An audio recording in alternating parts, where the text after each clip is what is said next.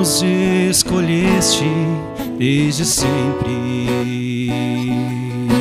e conduziste o nosso caminhar. Com laços de amor nos envolvestes, criaste-nos somente para amar. Boa noite, povo de Deus. Eu sou o Hélio da Cíntia. Eu sou a Cíntia do Hélio. Nós estamos casados há 30 anos e durante todo esse tempo Deus nos presenteou com duas lindas filhas suas para nós criarmos, educarmos e conduzirmos ao céu. E esse período nós agradecemos muito a Deus porque elas se tornaram pessoas maravilhosas. Nós temos a Vitória com 24 anos e a Valentina com 22 anos. Elas se tornaram, assim, jovens que fazem sua parte, que estudam, que vivem sua fé com alegria e coragem. E também nós, como casais, temos muito a agradecer, porque nesse tempo nos tornamos pessoas que fazem sua parte, que assumimos a nossa parte na comunidade eclesial, e por isso somos muito agradecidos a Deus. E isso tudo porque fomos fortalecidos desde o início pelo sacramento do matrimônio.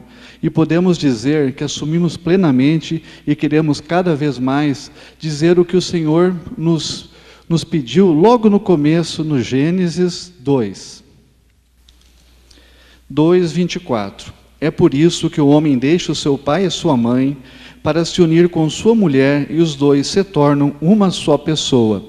E Cristo, quando se encarnou entre nós, fortaleceu e complementou.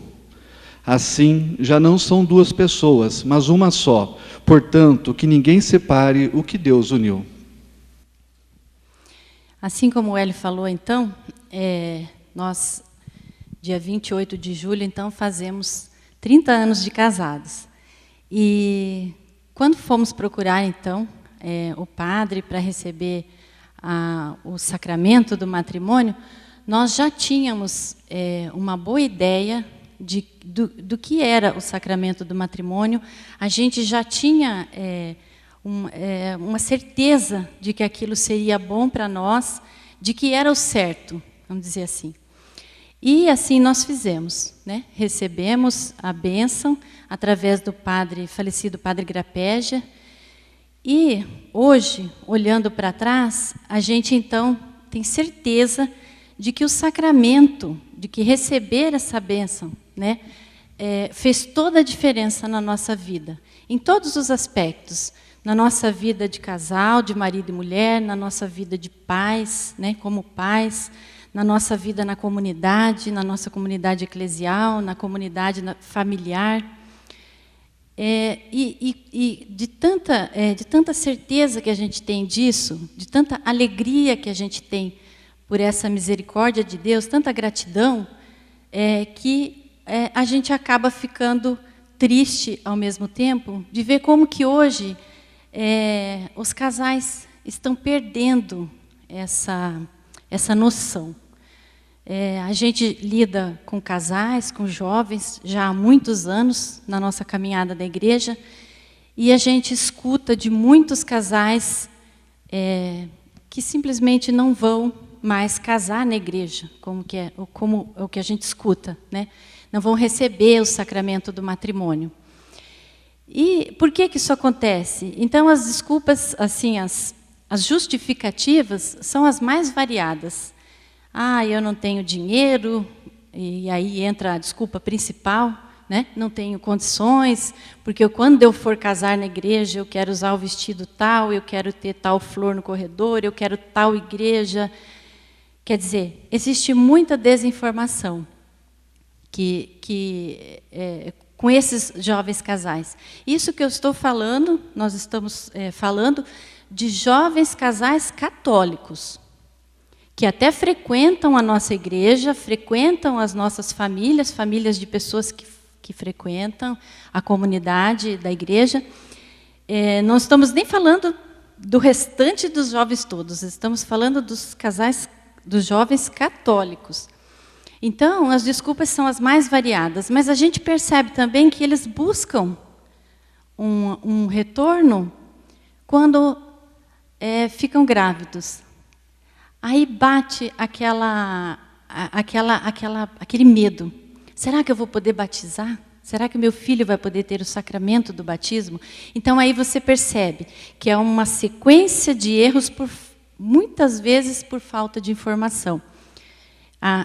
Não saber que o batismo também é um sacramento, que tem a mesma importância, vamos dizer assim, de todos os outros, como o do matrimônio. E, enfim, as desculpas também, as justificativas são muitas. Esse ano eu vou fazer um curso, esse ano nós vamos viajar para um lugar interessante, não vamos ter tempo, mas vamos deixar para depois. E nessa de deixar para depois, deixar para o ano que vem, para o mês que vem, acabam não recebendo essa graça. Então, o que falta para esses casais? Nós, casais já de outras gerações, nós que participamos, nós que sabemos da importância desse sacramento, nós temos que fazer essa ponte, nós temos que ser esse exemplo para esses casais. E a gente precisa deixar claro para os casais, até aqueles que já estão no sacramento do matrimônio, que o sacramento do matrimônio é uma coisa muito séria, é uma coisa santa. A gente precisa ser pessoas melhores, a gente precisa ser um cônjuge melhor, né? Buscar a santidade, para que assim a gente seja famílias que possam ter alguma coisa para mostrar para esses jovens. E quando eu digo buscar a santidade, eu não quero falar assim de coisas grandes, vou ser um santo. Não, coisas pequenas do dia a dia. A gente também pode alcançar a santidade através das coisas ordinárias. Um joelho dobrado, pedindo pelo esposo, pelos filhos. É um pedido de perdão na hora que precisa. É um guardar uma informação no coração, como fazia a nossa mãe Maria na hora da dificuldade, na hora daquela briga. Fica quietinha, guarda aqui, reza por aquela pessoa que precisa. É você fazer uma boa comida, é você cuidar do teu lar com amor. É não se deixar envolver por essa onda que está tomando conta dos casais todos hoje em dia, que é uma coisa impressionante, que tudo é ter, é poder, é prazer. Na vida conjugal não são só flores, a gente tem também os momentos ruins, assim como a vida da pessoa que não está casada também tem. Ninguém vive um mar de rosas a vida toda. Então, assim, tentar buscar ao máximo essa santidade, tentar viver o melhor possível, para que a gente possa ser exemplo para esses jovens casais. Outra meditação que temos de fazer é porque se essas gerações, se a atual geração não está buscando o sacramento do matrimônio, não está se importando, está apenas ficando, vão morar na casa dos pais sem ter o desejo pela sua própria casa, o seu cantinho, como foi na nossa época.